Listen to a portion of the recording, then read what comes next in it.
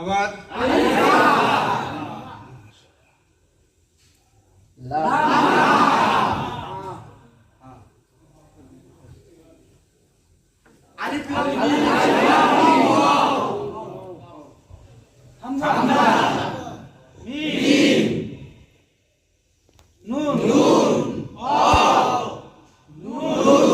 মাশাআল্লাহ। এই আয়াতটা কি আপনারা গতকাল গণিত পড়ছেন? আচ্ছা, এখন বানান করেন তো, বানান করেন, বানান করেন।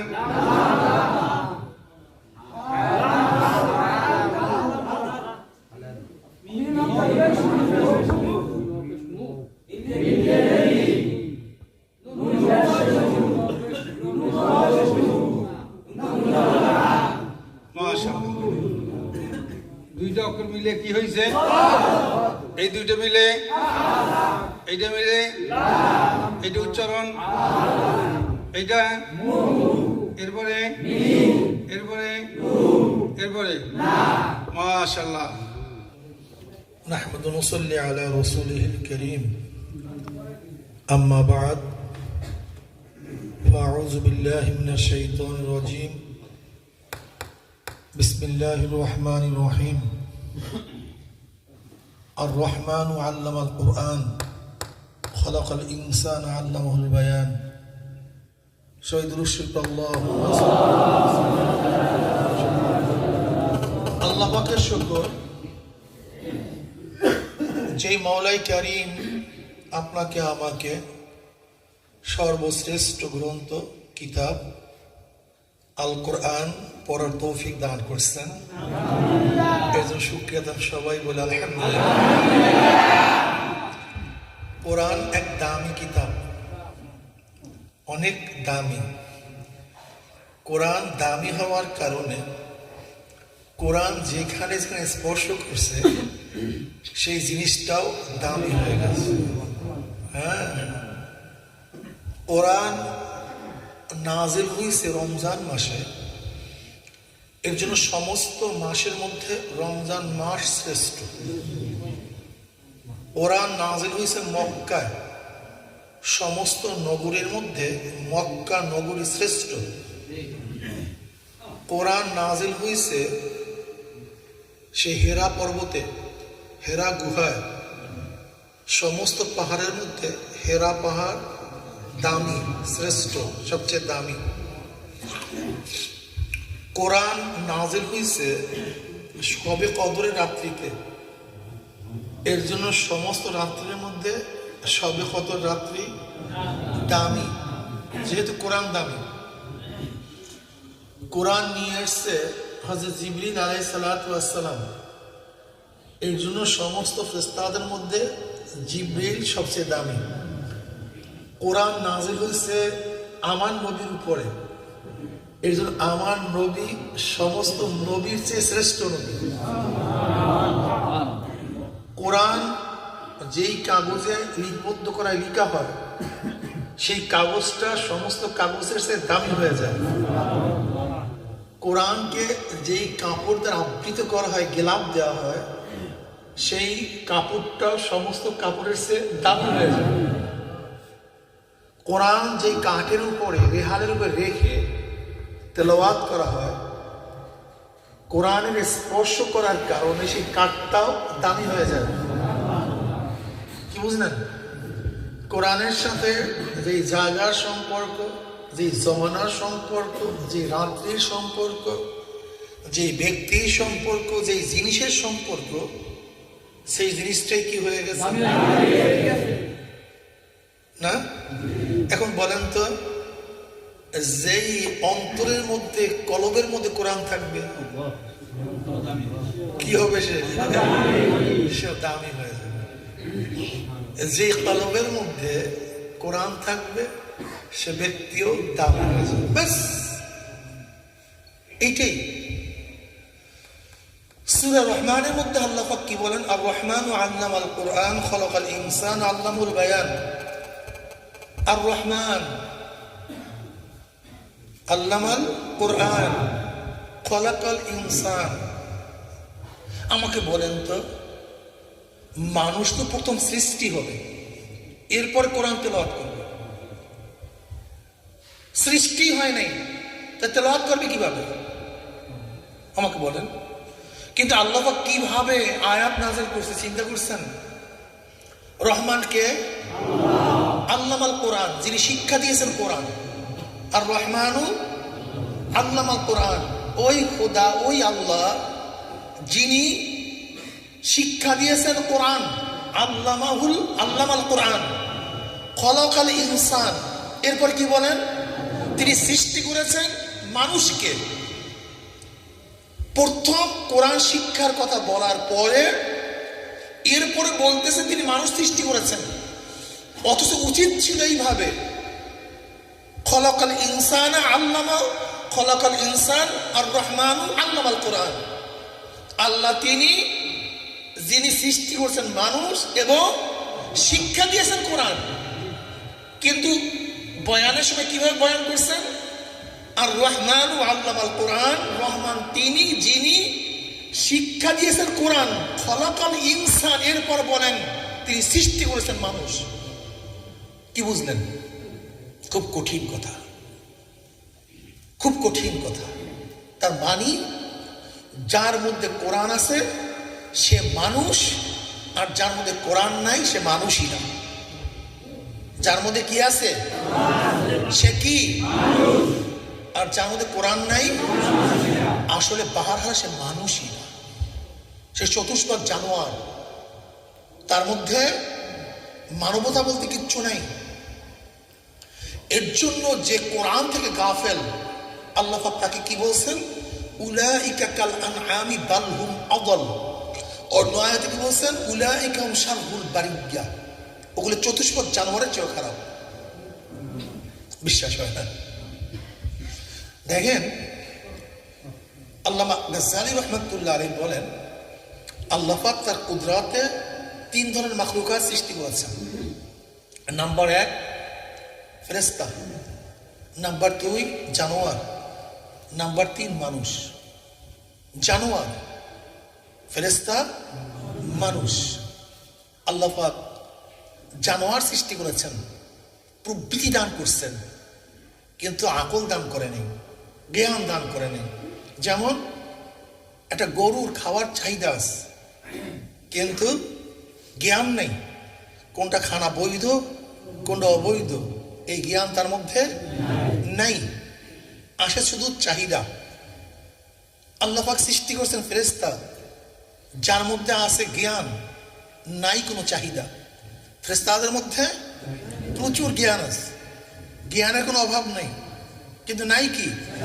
খানার লোভ নেই, বিবাহের আকর্ষণ নেই, বিল্ডিং বানাবার টেনশন তার মধ্যে নেই, আছে শুধু জ্ঞান। তা জানোয়ারের মধ্যে আছে চাহিদা, নাই বলে না আছে নাই। ফেরেশতাদের মধ্যে আছে নাই, উভয় সমন্বয় মানুষ, উভয় সমন্বয় মানুষ। মানুষের মধ্যে চাহিদাও আছে, জ্ঞানও আছে। মারাত্মক। যেই মানুষ তার জ্ঞান দ্বারা তার চাহিদাকে কন্ট্রোল করতে পারে, সেই মানুষটা ফেরেশতাদের চেয়ে দামি হয়ে যায়। ওয়ালাকাদ কাররামনা বানি আদম।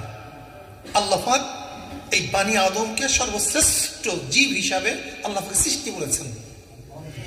আর যেই মানুষটা তার জ্ঞান দ্বারা তার চাহিদাকে কন্ট্রোল করতে পারে না, ওই মানুষটা উলাইকা কাল আনআমি বাল হুম আদাল, ওরা চতুষ্পদ জানোয়ারের চেয়ে খারাপ হয়ে যায়। বুঝেন নাই? দেখেন রাগ আছে কি নাই?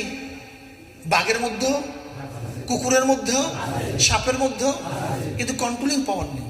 এই রাগ কোথায় প্রয়োগ করতে হবে, কোন জায়গায় ব্যবহার করতে হবে, এই কন্ট্রোলিং পাওয়ার নেই।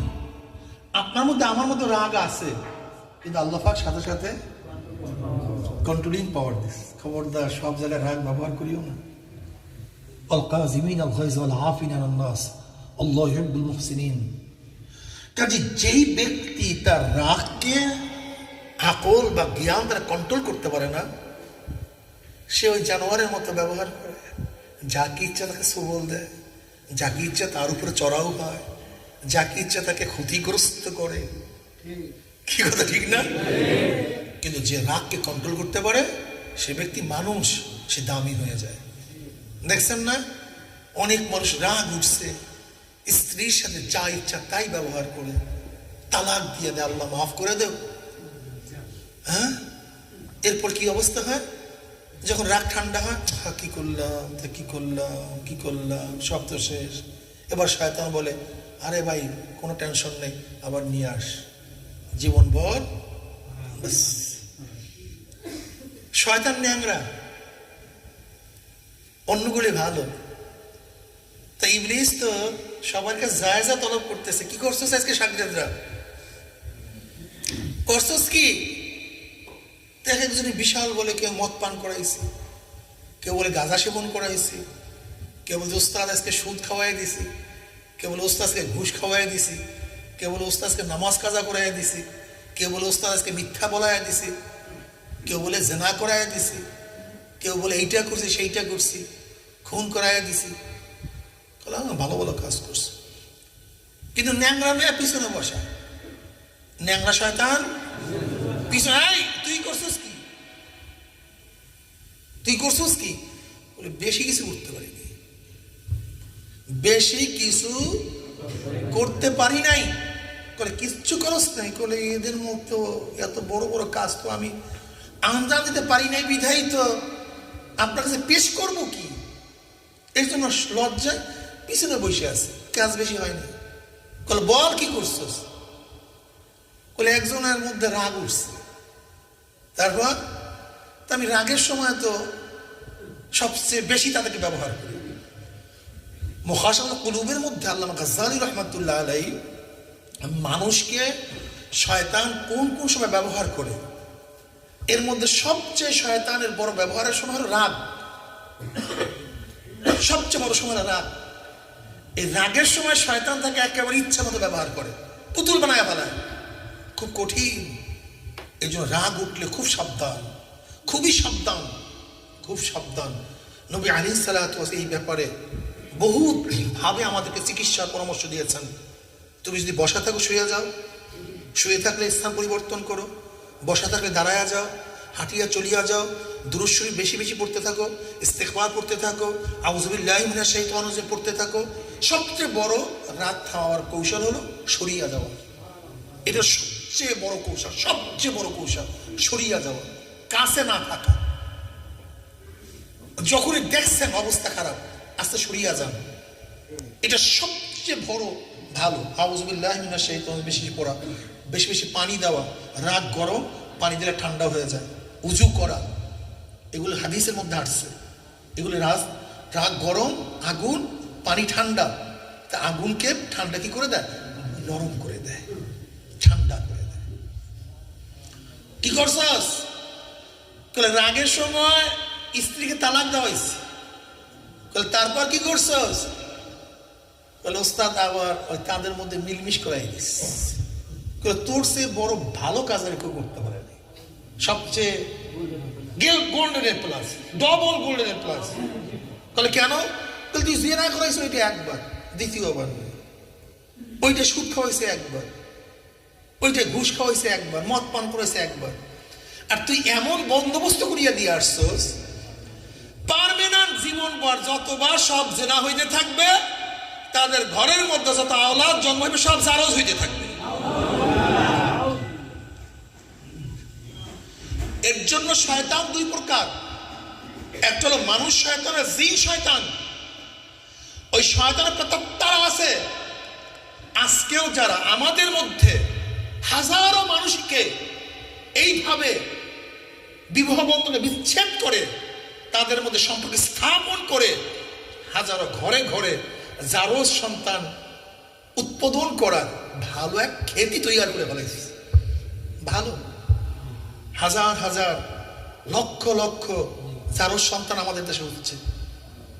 বিশ্বাস হয় না, খুব কঠিন, খুব কঠিন। আজকে যারা দেখছেন আলেমদেরকে গালি দেয়, আজকে যারা ইসলামকে গালি দেয়, আমার নবীর ওয়ারিসদেরকে যারা কটূক্তি করে, আপনি কি ভাবছেন? সুসন্তান? এবং সুসন্তান ওরা শুধু আম্বিয়াকে গালি দেয় কিভাবে? নবীর চেহারা লোককে ঘৃণা করে কিভাবে? যদি সে খারাপ না হয়। খারাপ হওয়া ভিন্ন জিনিস। আমি আলেম, খারাপ হতে পারি, আমার খারাপিয়াতের জন্য আমি সমস্ত সাজা ভোগ করতে রাজি। কিন্তু একজন আলেম, সে কোনো খারাপ কাজ করে না, ভালো কাজ করে, দিনের প্রতি মানুষকে ডাকে, কিন্তু তাকে দেখলেই আপনার সহ্য হয় না। কারণটা কি আমাকে বলেন? এর যুক্তিটা কি? এখানে বুঝতে হবে ও সুসন্তান নয়, ওর মধ্যে ভেজাল আছে। এর জন্যই অহরহ হয়েছে আলেমের গালি দেয়। হাজার হাজার এখন চলতেছে, হাজার হাজার বাচ্চা হচ্ছে লিপটিকে দ্বারার মাধ্যমে। বাচ্চা কাচ্চা হয়েছে, এরপর বিবাহ করছে। আমরা দেখেন নাই এক ইউনিভার্সিটিতে বাচ্চা জন্ম হয়েছে, এরপরে কার বাচ্চা একজন দাবি করছে বাচ্চাটা আমার। বিবাহবন্ধন হয় নাই, কিন্তু চলছে। কি যে চলতেছে আপনারা জানেনই না, কি যে চলতেছে আপনারা জানেনই না, কি খারাপ অবস্থা চলতেছে। যাই হোক, আমি অনেক কথাই বলে ফেলছি। আর রহমান আল্লামাল কোরআন খলাকাল ইনসান।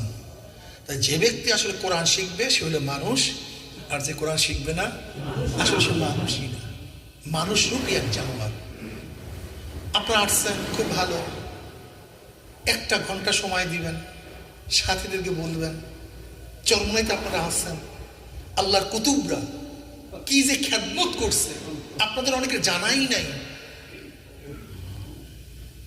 আজকে 68,000 গ্রাম, 68,000 কোরআনী মাদ্রাসা করার প্রোগ্রাম তারা হাতে নিয়েছেন। সুবাহি মাদ্রাসার নামে প্রত্যেকটা মসজিদে মসজিদে এই কোরআন তালিমের ব্যবস্থা করেছেন। আজকে বয়স্ক শিক্ষার মাধ্যমে আমার যে সমস্ত মুসলমান ভাইয়েরা ছোটবেলা পড়তে পারে নাই, তাদেরকে কোরআন শিক্ষা দেওয়ার ব্যবস্থা করেছেন। আজকে ইসলাম হুকুমাত কায়েম করার জন্য তারা চেষ্টা করেছেন। আজকে বড় আলেম হওয়ার জন্য সেই মাদ্রাসা প্রতিষ্ঠান তারা খুলেছেন। আজকে ঘরে ঘরে মানুষ যেন দ্বীনি দাওয়াত পায় সেই ব্যবস্থা তারা করেছেন, কিন্তু আমাদের জানাই নেই। এর জন্য খুব খুশি হয়েছি, অনেক ভালো লাগতেছে। মনে চায় আরো অনেক কথা বলি, কিন্তু রাত্রি অনেক হয়ে গেছে। ভালো লাগতেছে, খুশি হয়ে গেছে, অন্তর ভরে গেছে। আজকে কলিশায় প্রশান্তি যে চরমনায় আমার সমস্ত বন্ধুরা, চরমনায় প্রত্যেকটা মানুষ আল্লাহর ওলি হবে, চরমনায় প্রত্যেকটা সন্তান আল্লাহর কুতুব হবে। প্রত্যেকটা সন্তান, যদি হাজারো মাইল দূরের থেকে মানুষ এসে এখানে আল্লাহ আল্লাহ হতে পারে, তা আপনাদের অসুবিধা কোথায়? অসুবিধা কোথায়? আমার প্রত্যেকটা যুবক, আমার প্রত্যেকটা সন্তান চরমনায়, আমার প্রত্যেকটা ভাই, প্রত্যেকটা মা, তারা আল্লাহর ওলি হয়ে যাবে। তারা কোরআন শিখবে, নামাজ পড়বে। চরমনায় যারা ঢুকবে মনে হবে যেন এক বিশাল ইসলামী কান্ট্রিতে চলে আসছি। সব মানুষ নামাজি, দিনদার, রোজাদার, দাড়িওয়ালা, টুপিওয়ালা, গান নাই, বাজনা নাই, বাস হেমায়তের মধ্যে মগ্ন। প্রত্যেকে সহযোগী, প্রত্যেকে সাহায্য করে। কেউ কারটা মেরে খায় না, কারো অত্যাচার করে না, জুলুম করে না, নির্বিচারে কাউকে হত্যা করে না। সব মানুষগুলি আপন হয়ে গেছে। এর নাম হল ইসলামী সমাজ, এর নাম ইসলামী সমাজ। শুধু আমাকে নিয়ে ব্যস্ত থাকবে না। আমার ভাই সে দুর্বল অবস্থায় আছে, সবাই টেনে তাকে উঠায় নেব। এক ভাই অসুস্থ আছে, সবাই মিলে তাকে সাহায্যের ব্যবস্থা করব, চিকিৎসার ব্যবস্থা করব। এটা সহজ না ভাই? এর নাম মুসলমান, এর নাম ইসলাম। আমি একাই না, আমি একা ভালো হব না, সবাই ভালো তা আমিও ভালো। তা মানি আমার সমস্ত অঙ্গ ভালো, হাতটা অসুস্থ। আপনার ভালো না খারাপ? কেন? আপনার সব অঙ্গ তো ভালো, শুধু হাতটা অসুস্থ, সমস্যা কি? হ্যাঁ, আপনার সমস্ত অঙ্গ ভালো, শুধু চোখটা খারাপ, অসুবিধা কি? কি আপনার কোনো সমস্যা আছে? কেন? আপনার 32টা দাঁতের সবই ভালো, শুধু একটা দাঁতে যন্ত্রণা করে, সমস্যা আছে? যেরকম আমার সমস্ত অঙ্গ ভালো, একটা অঙ্গ অসুস্থ থাকলে আমি ভালো না। নবী আলাইহিস সালাম কি বলছেন? আল মুমিনু কারাজুল ওয়াহিদ, ইন ইসতাকা আইনুহু ইসতাকা কুল্লু ওয়া ইন ইসতাকা রাসুহু ইসতাকা কুল্লু। আমার নবী কি বলছেন? গোটা দুনিয়ার মুমিন একটা শরীরের মতো। আল মুমিনু কা গুসলিন ওয়াহিদ, গোটা মুমিন একটা মানুষের মতো। ইনিস্তাকা আইনু ইস্তাকা কুল্লু, যেমন আমার শরীরে চোখে অসুস্থ হলে গোটা শরীরটাই অসুস্থ হয়ে যায়, মাথায় বেদনা সৃষ্টি হলে গোটা শরীরটাই দুর্বল হয়ে যায়। ঠিক মাশরিক থেকে মাগরিব পর্যন্ত, জুনুব থেকে শিমাল পর্যন্ত গোটা দুনিয়ার মধ্যে একজন মুমিন যদি অসুস্থ হয়, ব্যথিত হয়, তার ব্যথায় যদি তুমি ব্যথিত না হও, তাহলে মনে রাখতে হবে তুমি মুমিন না, তুমি মুমিন না। তোমার এক অঙ্গ অসুস্থ আর তুমি নিজেকে সুস্থতা মনে করতেছ, এর নাম মুমিন না, এর নাম মুমিন না। আল মুমিনু কা গুসল ওয়াহিদ। কাজে সবাইকে নিয়ে চিন্তা করতে হবে, সমাজ নিয়ে চিন্তা করতে হবে, পরিবার নিয়ে চিন্তা করতে হবে। আমরা পরিপূরক, একে অপরের সমন্বয়ে কাজ করব। কাজে আল্লাহ আমাকে এবং আমাদের সবাইকে, আমাকে এবং আমাদের সবাইকে যে নসিহাতগুলি করছি, এই নসিহাতের উপর আমাকে আমল করার তৌফিক দান করেন এবং আমাদের সবাইকে আমল করার তৌফিক দান করেন। খুব ভালো লাগছে, এরকম প্রত্যেকটা মসজিদে এই অনুষ্ঠান হোক, সবাই কোরআন শিক্ষা গ্রহণ করুক, কোরআন আমল করুক। নাস্তিকদের মাথার মধ্যে ব্যথা সৃষ্টি হয়ে গেছে, পাগল হয়ে গেছে, নাস্তিক অলরেডি পাগল হয়ে গেছে। হ্যাঁ, প্রায় মনে হয় পাবনা প্রত্যেককে পাঠাতে হবে, কি কথা ঠিক না? ওদেরকে ওই পাবনা জেলখানায় আটকাবো, ওদেরকে বাইরেও রাখা যাবে না। আল্লাহ পাক আমাকে এবং আমাদের সবাইকে কবুল করে নেন। এখন আমরা আলহামদুলিল্লাহ সবক দেব। আল্লাহ কবুল। أعوذ بالله من الشيطان الرجيم. بسم الله الرحمن الرحيم.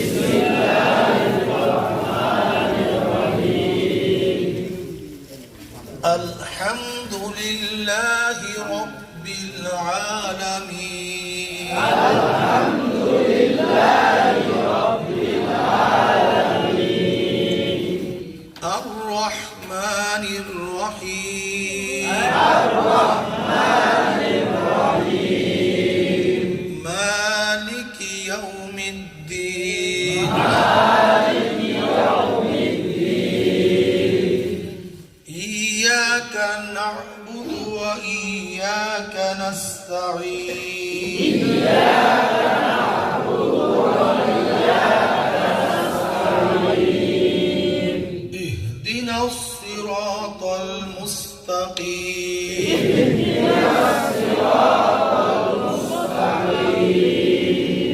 صراط الذين أنعمت عليهم. صراط الذين أنعمت عليهم.